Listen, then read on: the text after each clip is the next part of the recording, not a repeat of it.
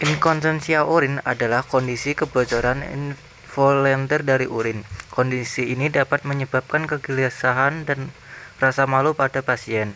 Inkonsistensia urin diperkirakan terjadi pada 30% wanita berusia 30-60 tahun. Inkonsistensia urin mayoritas didasari oleh suatu kelainan medis, misalnya delirium, infeksi, vaginitis atropik, obat tertentu, kelainan psikologis, dan kelainan neurologis.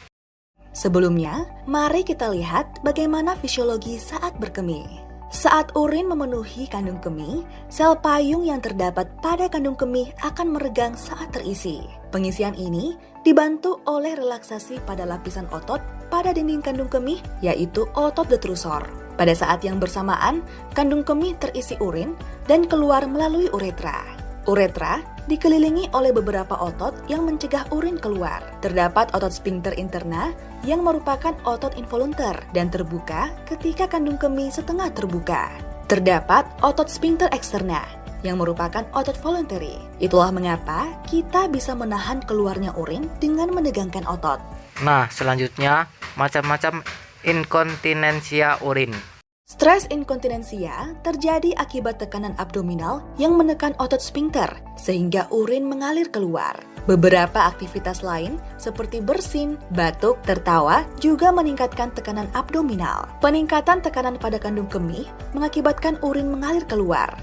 Jika tekanan pada kandung kemih lebih besar dibandingkan tekanan pada sphincter, maka sphincter tidak dapat menahan urin. Kehamilan dapat menyebabkan stres inkontinensia akibat uterus berada di atas kandung kemih. Diagnosis dapat ditegakkan berdasarkan stres test, di mana melihat urin mengalir saat seseorang batuk atau melakukan manuver falsafa. Selanjutnya adalah inkontinensia urge, ketika orang tiba-tiba merasa harus segera berkemih karena kandung kemih yang terlalu aktif. Hal ini karena otot detrusor yang kontraksi dan menyebabkan sering berkemih apalagi pada malam hari. Sebagai tes, inkontinensia urge dapat dihubungkan dengan infeksi saluran kemih karena inflamasi pada kandung kemih dapat memicu otot detrusor berkontraksi secara irregular. Terdapat contoh inkontinensia campuran atau mix yang merupakan kombinasi stres dan urge inkontinensia.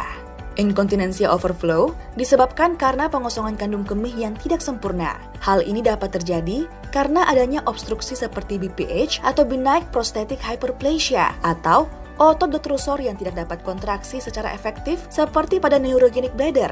Jadi, jenis-jenis dari inkontinensia urin terbagi atas. Yang pertama adalah stres inkontinensia stres, di mana urin keluar ketika ada tekanan abdominal yang tinggi. Lalu, ada inkontinensia urge, di mana ada keinginan tiba-tiba untuk buang air kecil.